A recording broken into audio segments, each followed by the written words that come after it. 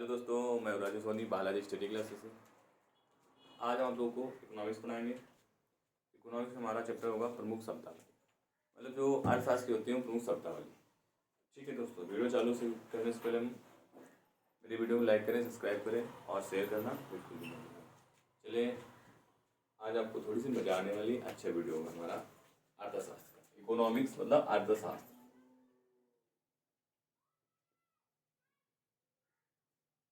अर्थशास्त्र, ठीक है दोस्तों। अर्थशास्त्र की प्रमुख शब्दावली।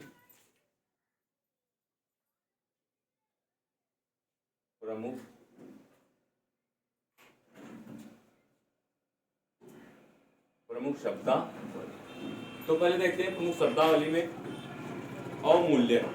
कि अवमूल्यन क्या होता है? आप लोगों ने नाम सुना होगा अवमूल्यन, कि रुपए का अवमूल्यन कर दिया है। तो अवमूल्यन होता है क्या? ठीक है, तो देखते हैं पहला हमारा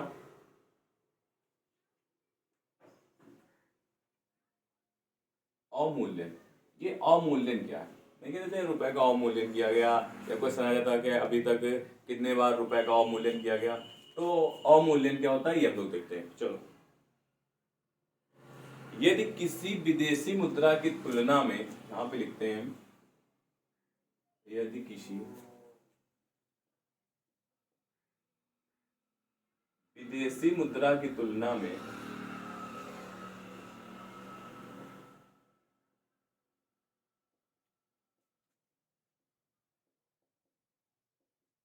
जानबूझकर, ठीक है, यदि किसी विदेशी मुद्रा की तुलना में जानबूझकर स्वदेशी मुद्रा का मूल्य कम कर दिया जाता है। क्या कर दिया जाता है? स्वदेशी मुद्रा का मूल्य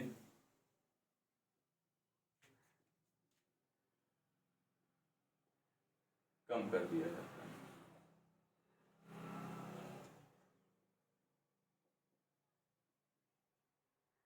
देखो,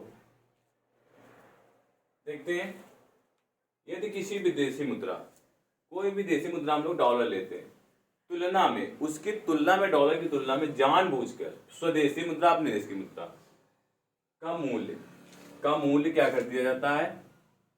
कम कर दिया जाता है। तो वो क्या कहलाता है? तो वह अवमूल्यन कहलाता है।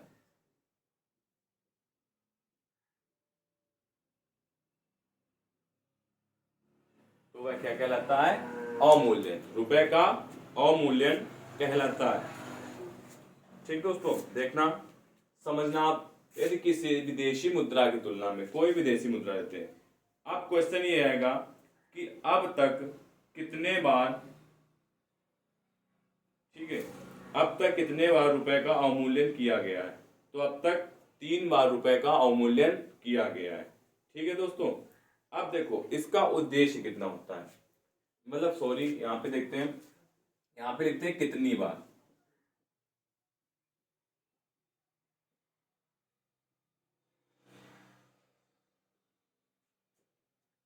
अब तक कितनी बार अवमूल्यन किया गया? तो आंसर है 3 बार। मतलब अभी तक 3 बार रुपए का अवमूल्यन किया जा चुका है। ठीक है, 49, 66 और 91 में। कब कब? 1949, 1966 और 1991। ये 3 वर्षों में 49, 66 और 91 में रुपए का अवमूल्यन किया जा चुका है। अब देखो इसका उद्देश्य क्या होता है, इसका जो अवमूल्यन करते हैं इसका उद्देश्य क्या होता है, मतलब अवमूल्यन करना क्या दर्शाता है, इसका उद्देश्य क्या होता है? तो इसका उद्देश्य होता है, इसका उद्देश्य निर्यात को बढ़ावा देना। किसको बढ़ावा देना? निर्यात को बढ़ावा देना और आयात को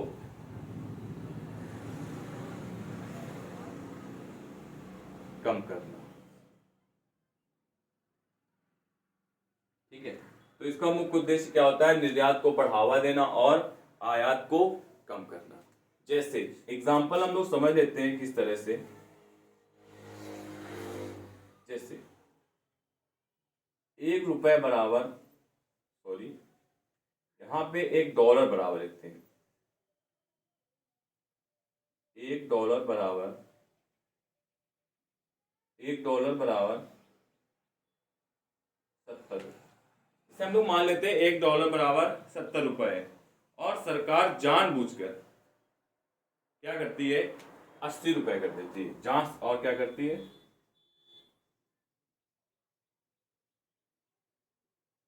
सरकार जानबूझकर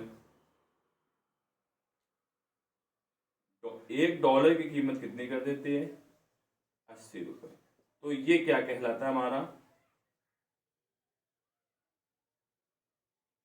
अवमूल्यन। ठीक है दोस्तों, ये हमारा क्या कहलाता है, अवमूल्यन। यदि किसी विदेशी मुद्रा की तुलना में जानबूझकर स्वदेशी मुद्रा का मूल्य कम कर दिया जाता है तो उसे क्या कहते हैं, रुपए का अवमूल्यन। ठीक है, अब देखो अभी तक अवमूल्यन कितनी है, क्वेश्चन आपसे पूछा गया है एग्जाम में कि रुपए का अवमूल्यन कितनी बार किया जा चुका, तो 3 बार, 49, 66 और 91 में। 1949, 1966 और 1991। ठीक है, अब जो अवमूल्यन होता है इसका उद्देश्य क्या होता है, ये किस उद्देश्य के तहत किया जाता है, तो निर्यात को बढ़ावा देना होता है और आयात को कम करने का उद्देश्य होता है इसका। अब देखो जैसे एग्जांपल हम लोग अवमूल्यन मान लेते हैं, $1 बराबर 70 रुपए था। अब सरकार ने क्या किया, जानबूझकर उसको $1 बराबर 80 रुपए कर दिया, तो क्या हुआ, रुपए का अवमूल्यन हो गया यहाँ पे। ठीक है, चलो आगे चलते हैं। अगला हमारा दूसरी हेडिंग है विमुद्रीकरण।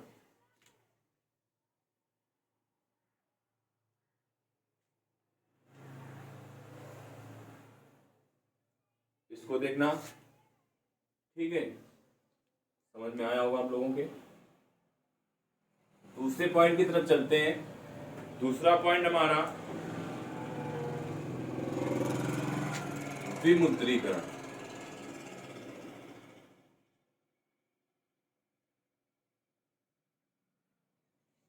आपको पता होगा विमुद्रीकरण क्या होता है, ठीक है, तो यहां पे क्या लिखेंगे, किसी प्रचलित, प्रचलित माने, प्रचलित माने होता है जो चलन में है। किसी प्रचलित,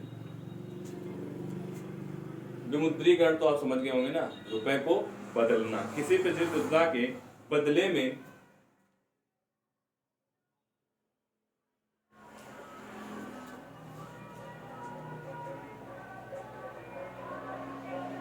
नई मुद्रा का चलन विमुद्रीकरण कहलाता है।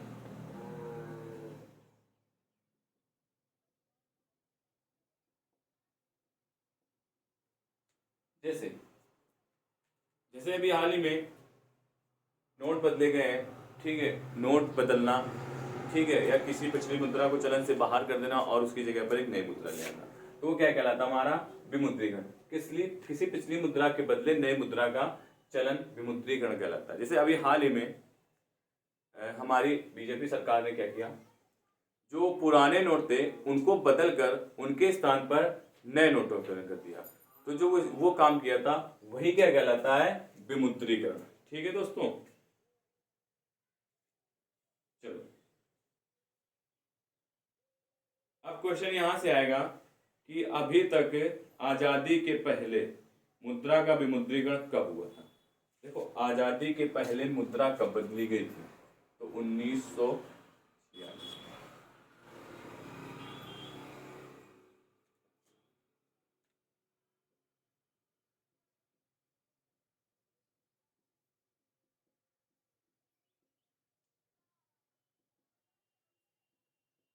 आजादी के पहले मुद्रा का विमुद्रीकरण 1946 में हुआ था। और अभी तक आजादी के बाद भारत में 2 बार हो चुका है, कब, 1978 और 2016 में विमुद्रीकरण। ठीक है दोस्तों, चलो अगली हेडिंग की तरफ चलते हैं। अगली पॉइंट हमारा मौद्रिक नीति।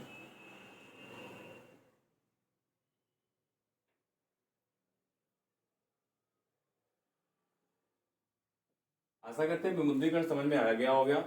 जैसे कोई भी सिक्के या नोट चल रहे हैं तो उसके बदले जो चल रहे हैं प्रेजेंट टाइम में, उसके बदले उनको बदल के एक नई मुद्रा का प्रचलन उसी के रूप में कर दिया जाए तो वो क्या कहलाता है? विमुद्रीकरण।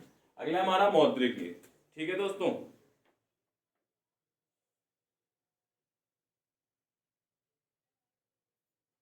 अब क्वेश्चन ये, मौद्रिक नीति किसके द्वारा जारी की जाती है? तो यह आरबीआई के द्वारा जारी की जाती है। सबसे पहला पॉइंट है, किसके द्वारा जारी की जाती है? आरबीआई के द्वारा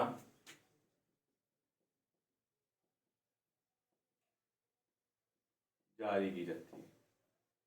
पहला पॉइंट यही आपसे पूछेंगे कि मौद्रिक नीति किसके द्वारा जारी की जाती है? तो आरबीआई के द्वारा जारी की जाती है। वह नीति है जिसके द्वारा मुद्रा को प्रसार या कम करना। ठीक है, ये वह नीति है जिसके द्वारा मुद्रा को प्रसारित या कम करना। ठीक है, मुद्रा को प्रसारित करना या कम करना क्या कहलाता है? मौद्रिक नीति।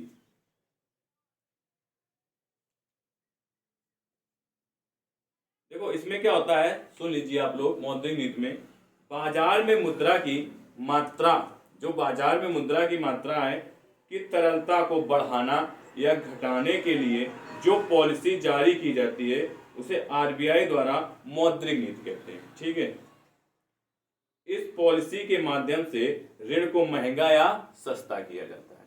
ठीक दोस्तों, तो आप लोग समझ लीजिए क्या होता है, यह आरबीआई के द्वारा जारी की जाती है। यह वह नीति है जिसके द्वारा मुद्रा को प्रसारित या कम किया जाता है। जो अब यहाँ पे लिखते हैं हम लोग, लिख दे, चलो यहाँ पे हम लोग समझ लेते हैं। बाजार में मुद्रा की मात्रा की तरलता को बढ़ाना या कम करना। बाजार में मुद्रा की मात्रा की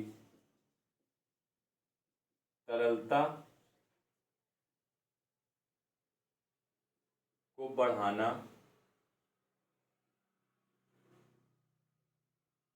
या कम करना। बढ़ाना या कम करना क्या कहलाता है? मौद्रिक नीति। मुद्रा की मात्रा की तरलता को बढ़ाना या कम करना मौद्रिक नीति कहलाती है। अब देखो इसे आरबीआई द्वारा ही हम मौद्रिक नीति कहते हैं। आरबीआई मतलब इसे आरबीआई ही जारी करती है। सबसे पहला पॉइंट हमने लिख दिया, आरबीआई के द्वारा ही जारी की जाती है। ठीक है,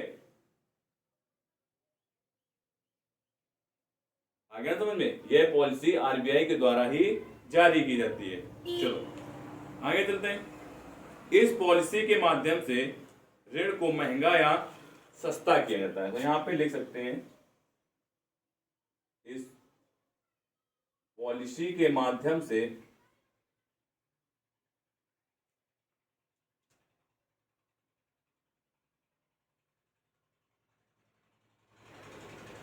ऋण को महंगा या कम किया जाता है।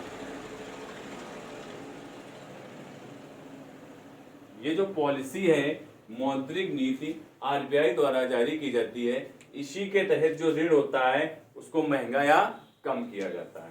ठीक है दोस्तों, तो सबसे पहले अवमूल्यन, विमुद्रीकरण और मौद्रिक नीति। अगले पॉइंट की तरफ चलते हैं, हमारा मुद्रास्फीति। मुद्रास्फीति क्या कहलाती है? आप लोगों ने नाम सुना होगा मुद्रास्फीति। तो मुद्रास्फीति समझ लेते हैं हम लोग, किसे कहते हैं मुद्रास्फीति। चलो आगे देखते हैं।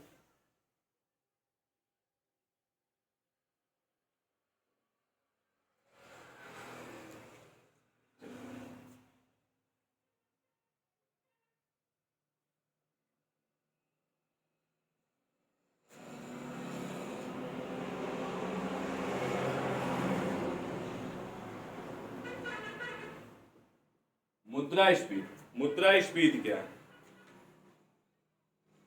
बाजार की वह स्थिति जब वस्तुओं के दाम बढ़ जाते हैं। तो यहां पे हम लिख सकते हैं, बाजार की वह स्थिति, मतलब बाजार में एक ऐसी स्थिति उत्पन्न हो जाती है जब वस्तुओं के दाम क्या होते हैं, बढ़ जाते हैं।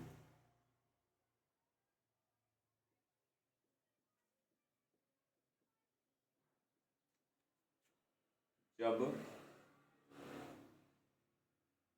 वस्तुओं के दाम बढ़ जाते हैं। ठीक दोस्तों, बाजार में जब वह ऐसी स्थिति उत्पन्न होती है जो वस्तु होती है बाजार में उसके दाम बढ़ जाते हैं मुद्रास्फीति के तहत। ठीक है, और वस्तुओं का दाम बढ़ना ही क्या कहलाता है, मुद्रास्फीति। बढ़ जाते हैं, वस्तुओं का दाम बढ़ना ही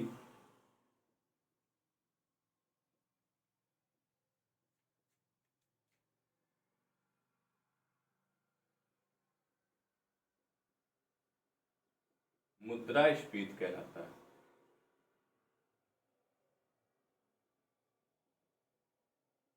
ठीक है, तो हम लोग समझ सकते हैं कि मुद्रास्फीति किसे कहते हैं। ठीक है, वस्तुओं का दाम बढ़ना है, जैसे अगर एक सीमा में रहे, अगर जैसे कोई भी बाजार की स्थिति है, अगर एक सीमा में रहती है तो वो एक अच्छा माना जाता है। ठीक है, उसे अच्छा माना जाता है और किसी देश की अर्थव्यवस्था के लिए एक अच्छा संकेत है। लेकिन अगर इसकी दर ज्यादा बढ़ जाए तो यह अर्थव्यवस्था के लिए खतरा पैदा होती है। ठीक है दोस्तों, मुद्रास्फीति जिसे हम एक साधारण शब्दों में कह सकते हैं महंगाई। क्या कह सकते हैं, महंगाई। महंगाई मतलब समझ में आया। मुद्रास्फीति को हम महंगाई के नाम से भी जान सकते हैं दोस्तों। तो बाजार की वह स्थिति, वस्तुओं के दाम बढ़ जाते हैं, वस्तुओं का दाम बढ़ना ही मुद्रास्फीति कहलाती है। अब देखो, वस्तुओं के दाम अगर एक लिमिट में बढ़े तो ठीक है। अगर वस्तु का दाम 10 रुपए है, किसी वस्तु कीमत, ठीक है, और वो 1 केजी, 10 रुपए की कोई चीज 1 केजी मिल रही है, हमने मान लिया रुपए यहाँ पे 1 किलोग्राम वस्तु, कोई भी वस्तु, अगर ये 12 रुपए की 1 केजी हो जाए तो ठीक है, ये क्या कहलाएगी, मुद्रास्फीति या महंगाई। लेकिन अगर यहीं पे 10 से 30 हो जाए और 1 केजी, तो ये अच्छा नहीं माना जाता है। क्यों? क्योंकि अगर एक लिमिट में बढ़े तो ठीक है, और ये लिमिट से ज्यादा बढ़ रही है तो यहाँ पे अर्थव्यवस्था के लिए खतरा पैदा हो सकता है किसी देश के लिए। ठीक है, तो अगर हम ये कह सकते हैं, एक किसी भी देश की जो बाजार की स्थिति के दाम है वो अगर एक लिमिट में बढ़े तो अच्छा एक संकेत है।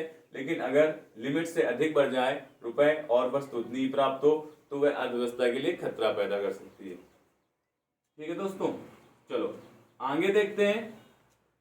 मुद्रास्फीति हमारा हो गया। अगला है हमारा मुद्रा अस्फीति। अब देखो, मुद्रा अस्फीति, ये तो स्फीति हो गया ना,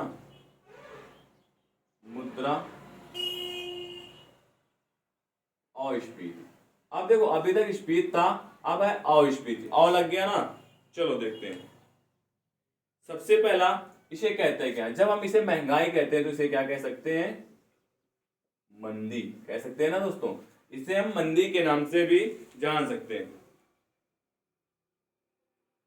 जब महंगाई घट जाए और वस्तु बिकना बंद हो जाए, समझ में आया? जब महंगाई घट जाए और वस्तु बिकना बंद हो जाए, जब महंगाई घट जाए और क्या हो, वस्तु बिकना भी बंद हो जाए।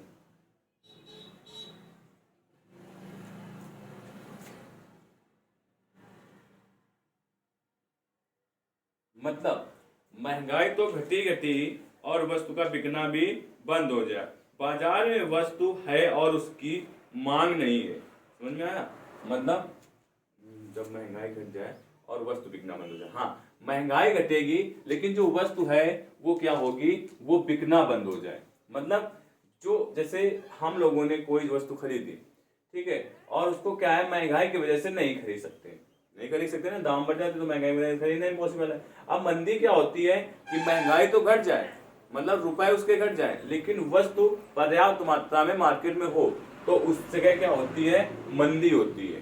ठीक है दोस्तों, क्या होती है, मंदी होती है। मंदी की स्थिति उस समय उत्पन्न होती है। वस्तु होती है बाजार में, लेकिन उसकी जो डिमांड होती है वो कम होती है। क्यों? महंगाई घट चुकी होती है। तो जैसे 10 रुपए की कोई वस्तु थी, बिक रही थी, ठीक है, 1 kg, और वो 9 की होगी, तब भी उसी लिमिट में बिक रही है। ठीक है, मतलब रुपए तो घट गए और वस्तु मार्केट में है, तब भी बिकना कम हो गई है या वो बंद हो गई, तो वह अस्फीति कहलाती है। ठीक है, मतलब जब बाजार में वस्तु है और उसकी मांग नहीं है, इस तरह हम उसको कह सकते हैं क्या, एक शब्दों में लिख सकते हैं, जब बाजार में वस्तु है, मतलब बाजार में वस्तु उपलब्ध है, ठीक है, लेकिन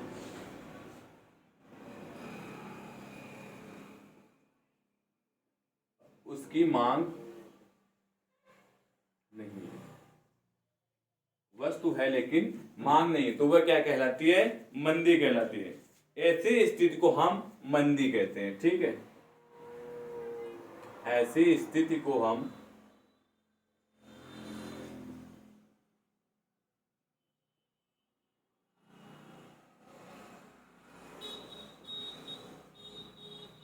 ऐसी स्थिति को हम मंदी कहते हैं। चलो, साधारण शब्दों में कह सकते हैं कि अधिक मंदी को मुद्रा अस्फीति कहते हैं। मतलब हमें ये बात एक चीज पता हुई कि महंगाई जो है वो मुद्रास्फीति कहलाती है, और जो मंदी है वो मुद्रा अस्फीति कहलाती है। ठीक है, महंगाई में क्या होता है, जब बाजार की वह स्थिति, जब वस्तुओं के दाम बढ़ जाते हैं, वस्तुओं का दाम बढ़ना ही मुद्रास्फीति कहलाता है। वस्तु का दाम बढ़ना ही मुद्रास्फीति कहलाता है। और मंदी क्या होती है, जब वस्तु के दाम तो कम हो और वो वस्तु भी मार्केट में मौजूद हो और बिक न रही हो, तो उसे क्या कहते हैं, मंदी कहते हैं। उस इसमें उसे मंदी कहा जाता है। चलो, ठीक है, नोट करिए इसे, आगे चलते हैं हम लोग।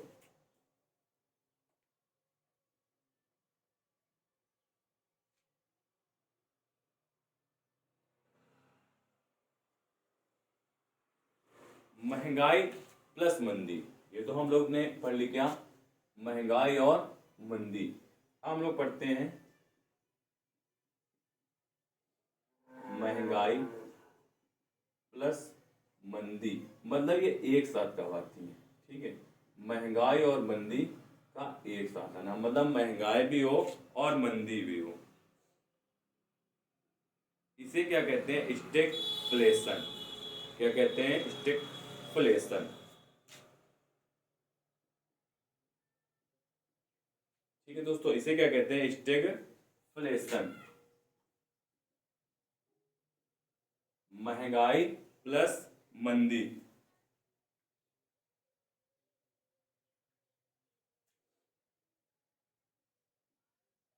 स्टेगफ्लेशन, महंगाई और मंदी का एक साथ। जब एक साथ बाजार में महंगाई और मंदी एक साथ आ जाए तो उसे स्टेगफ्लेशन कहते हैं। यहां पे हम लिख सकते हैं,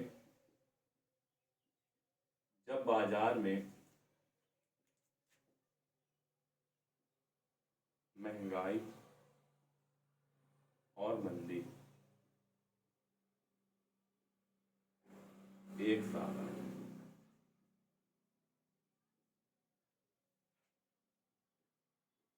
ठीक है, महंगाई और मंदी क्या हो, एक साथ आ जाए तो उसे क्या कहते हैं, स्टेगफ्लेशन कहते हैं। जैसे वस्तु महंगी है ना, क्या है, वस्तु महंगी है वस्तु महंगी, तो यहाँ पे क्या हो रहा है, महंगाई आ रही ना, इसलिए वस्तु बिक नहीं रही। क्या हो रही है,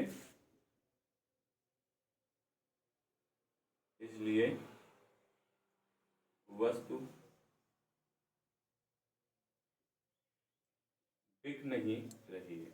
देखो, समझना, महंगाई कहाँ पे, मंदी, बाजार की वजह से जो वस्तुओं के दाम बढ़ जाते हैं। देखो, वस्तुओं का दाम बढ़ना ही क्या कहलाता है, महंगाई, मतलब मुद्रा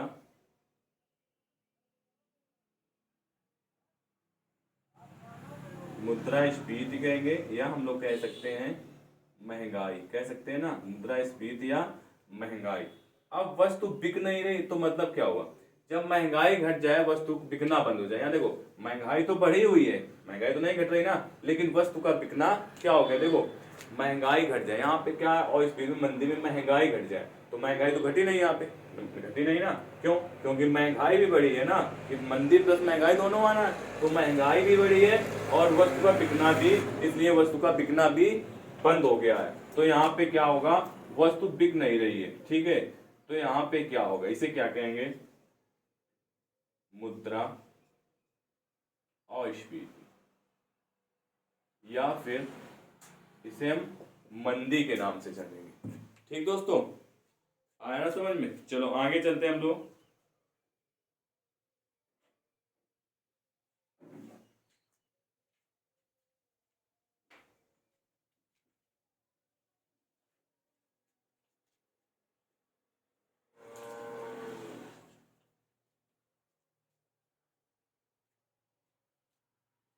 आगे देखते हैं।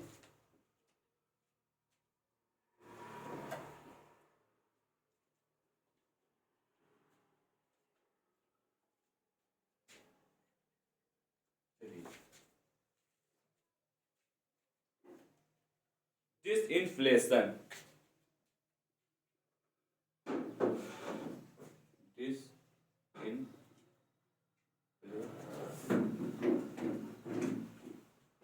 डिसइंफ्लेशन, ठीक है, इसमें क्या होता है, इसमें महंगाई पर नियंत्रण लाने के लिए जानबूझकर मंदी का प्रयास किया जाता है। तो यहां पे लिखते हैं महंगाई को नियंत्रण में लाने के लिए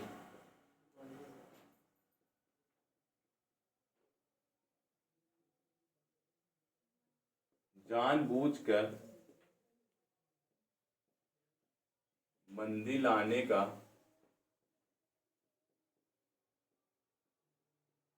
प्रयास किया जाता है।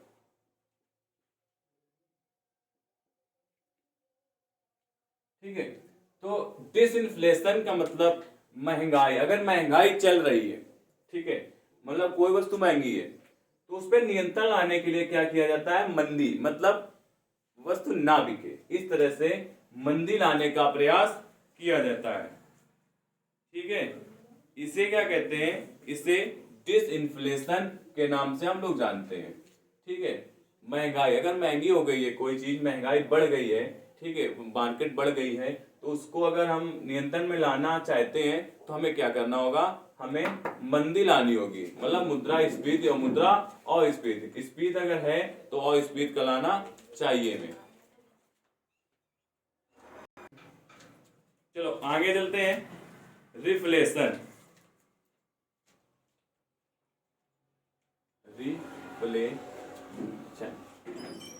ठीक है, डिसइंफ्लेशन और रिफ्लेशन। अब डिफ्लेशन क्या होता है, जब बाजार में मंदी की स्थिति होती है, क्या होता है, जब बाजार में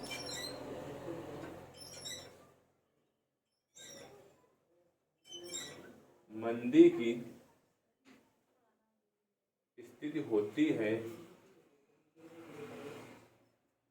तो उसे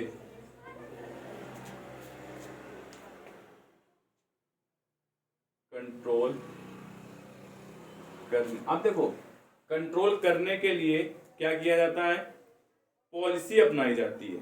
ठीक है, कंट्रोल करने के लिए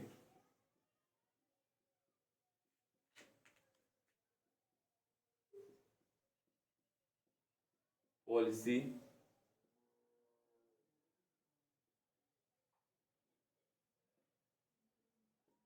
पॉलिसी अपनाई जाती है। देखो रिफ्लेशन मीन्स जब अगर बाजार मंद है, मतलब मंदी है बाजार में, तो उस स्थिति में क्या होता है, तो उसे कंट्रोल कैसे किया जाता है, तो उस स्थिति में कोई एक पॉलिसी अपनाई जाती है और उसे ही क्या कहा जाता है, उसे ही रिफ्लेशन के नाम से जाना जाता है। जैसे जानबूझकर मूल्य के वृद्धि कर मंदी पर नियंत्रण कर देना, जैसे मंदी चल रही है ना, तो क्या करेंगे हम, जानबूझकर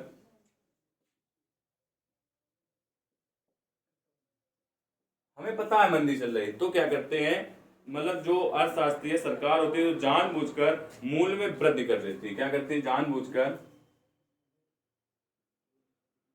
मूल्य में वृद्धि। अब जब उसने जानबूझकर मूल्य में वृद्धि कर दिया, तो क्या होगा, मंदी मंदी पर नियंत्रण का प्रयास। जानबूझकर मूल्य में वृद्धि करके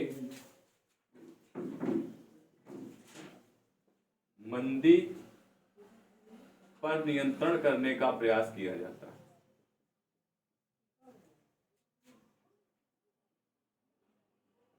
करने का प्रयास किया जाता है।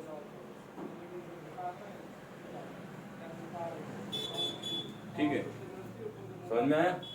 रिफ्लेशन, जब बाजार में मंदी की स्थिति होती है तो उसे कंट्रोल करने के पॉलिसी अपनाई जाती है। कौन सी पॉलिसी अपनाई जाती है, कि जानबूझकर मूल्य में वृद्धि कर दी जाती है। जानबूझकर क्या की जाती है, वृद्धि कर दी जाती है, जिससे मंदी पर नियंत्रण का एक प्रयास हो सके।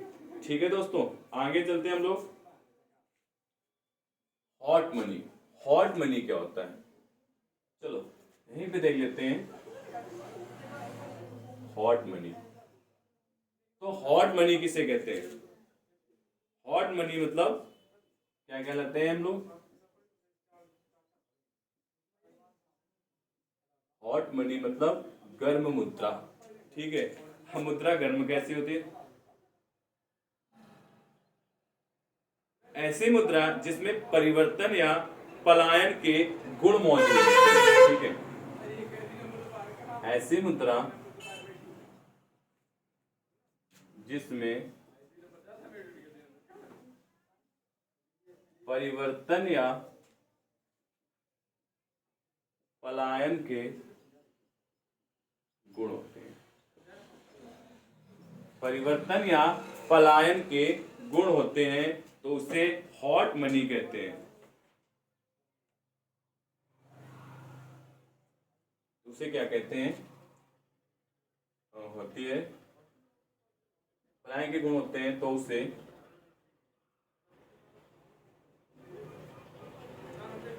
हॉट मनी कहते हैं। मतलब एक साधारण शब्दों में कह सकते हैं हम लोग, जिस मुद्रा की मांग हर जगह पर हो, तो उसे हॉट मनी भी कहा जा सकता है। ऐसी मुद्रा जिस जो हर जगह पे जिसकी मांग हो, या हर जगह पे चलायमान हो, या सभी जगह उसकी डिमांड हो। ठीक है, तो यहाँ पे लिख सकते हैं, ऐसी मुद्रा जिसका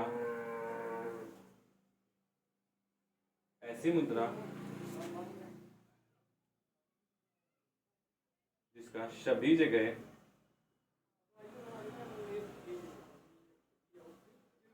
डिमांड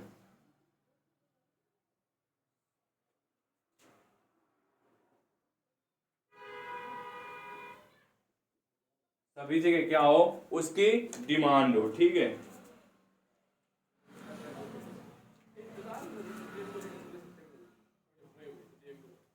डिमांड। अब देखो, जहां पे डिमांड होती है किसी चीज की, तो वो क्या कहलाती है, गर्म मनी। ऐसी मुद्रा जहां पे हर जगह पे उसकी डिमांड हो या उसकी मांग हो। ठीक है, उसकी मांग हो, तो वो क्या कहलाती है, डिमांड हो और या मांग हो। डिमांड हो या मांग हो, जैसे एग्जांपल में देख सकते हैं हम लोग,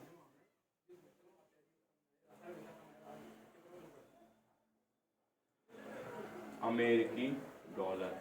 जो अमेरिकी डॉलर है वो एक गर्म मुद्रा है। क्यों, क्योंकि उसकी हर जगह पे मांग है, और वो क्या करती है, वो हर जगह पे चलायमान है। ठीक है, आगे चलते हैं, सॉफ्ट मनी या सुलभ मुद्रा या हार्ड मनी। ठीक है, तो पहले देख लेते हैं हार्ड मनी, देख लेते हैं हार्ड।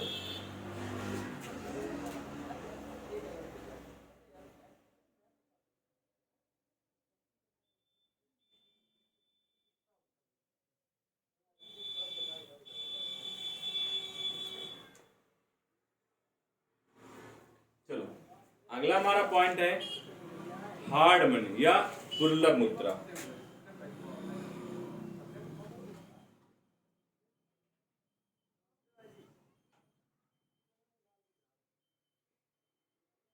हार्ड मनी या दुर्लभ मुद्रा, इसमें क्या होता है, ऐसी मुद्रा जिसको प्राप्त करना कठिन हो उसे दुर्लभ मुद्रा कहते हैं। ठीक है, तो यहां पे लिख सकते हैं ऐसी मुद्रा जिसको प्राप्त करना कठिन हो, दुर्लभ मुद्रा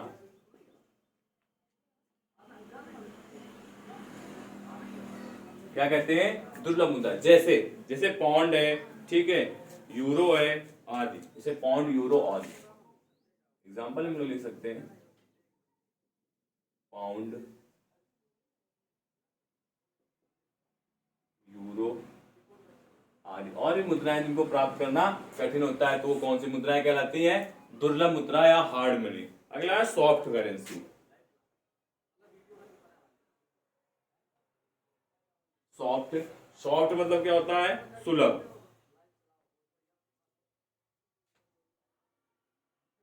करेंसी, ठीक है।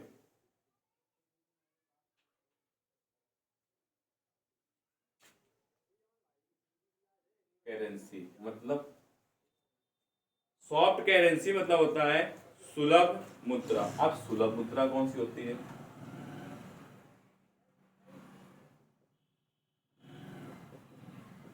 सुलभ मुद्रा, सुलभ मुद्रा किसे कहते हैं,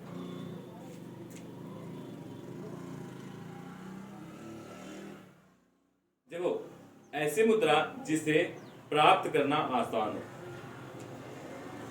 ऐसी मुद्रा जिसे प्राप्त करना आसान हो। ध्यान लिख सकते हैं ऐसी मुद्रा जिसे प्राप्त करना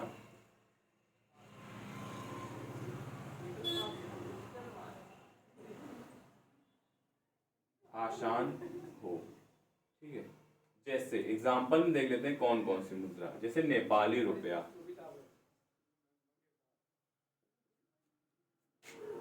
पाकिस्तानी रुपया आदि। इनको प्राप्त, देखो हार्ड मनी मतलब दुर्लभ मुद्रा, दुर्लभ मतलब समझ गए होंगे ना कि जिसको प्राप्त करना कठिन होता है उसे क्या कहते हैं, दुर्लभ मुद्रा। जैसे पाउंड और यूरो। सॉफ्ट मनी सुलभ मुद्रा, ऐसी मुद्रा जिसे प्राप्त करना आसान हो उसे क्या कहते हैं, उसे कहते हैं सुलभ मुद्रा। सुलभ मतलब अच्छे तरीके से हमें तुरंत प्राप्त हो जाए, जैसे नेपाली रुपया, पाकिस्तानी रुपया। ठीक है, आगे चलते हैं हम लोग। निवेश, निवेश और विनिवेश। चलो आगे देखते हैं, अगला पॉइंट हमारा निवेश।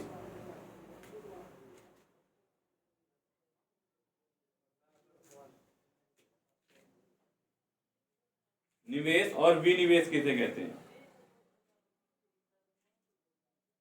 निवेश सीधे शब्दों में हम कह सकते हैं पैसा लगाना ही निवेश है। अगर आप कहीं पैसा लगाते हैं लेकिन किस उद्देश्य से, लाभ के उद्देश्य से, वो क्या कहलाता है, हमारा निवेश कहलाता है।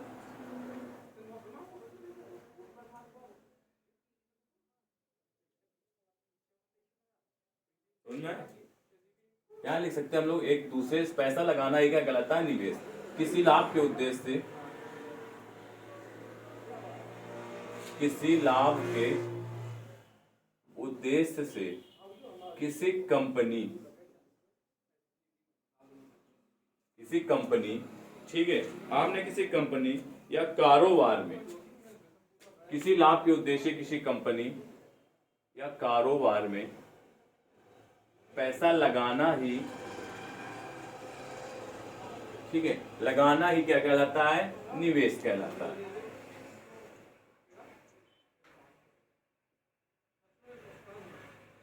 ठीक है, आए दोस्तों समझ में, निवेश किसे कहते हैं, साधारण शब्दों में कह सकते हैं कि पैसा लगाना ही निवेश कहलाता है। लेकिन अगर उसको परिभाषा किसी लाभ के उद्देश्य से, आपने कोई भी पैसा किसी कंपनी या कारोबार में लगाया तो आप क्या चाहते हैं कि हमें लाभ हो, तो किसी लाभ के उद्देश्य से कंपनी या कारोबार में पैसा लगाना ही क्या कहलाता है, निवेश कहलाता है। अब विनिवेश,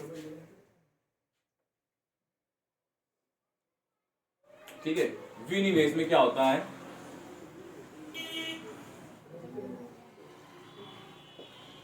किसी कंपनी या कारोबार में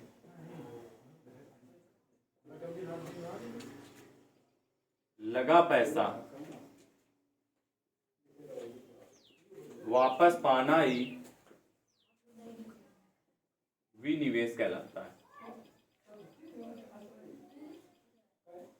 विनिवेश कहलाता है। देखो आपने क्या किया, निवेश किया मतलब पैसा लगा दिया कहीं, ठीक है, पैसा लगाना है क्या कहलाता है, कहीं पे निवेश कहलाता है। और अगर विनिवेश करना है तो किसी कंपनी के कारोबार में आपका पैसा लगा है और वहां से आपको वापस लेना है, तो वापस लेना क्या कहलाता है, विनिवेश कहलाता है। ठीक है दोस्तों, तो आशा करते हैं आज की वीडियो में आपको इकोनॉमिक्स का वीडियो था, समझ में आया होगा। तो दोस्तों अपने दोस्तों को ज़्यादा से ज़्यादा शेयर करें, लाइक करें, कमेंट करें और मेरे चैनल को सब्सक्राइब करना बिल्कुल भी ना भूलें।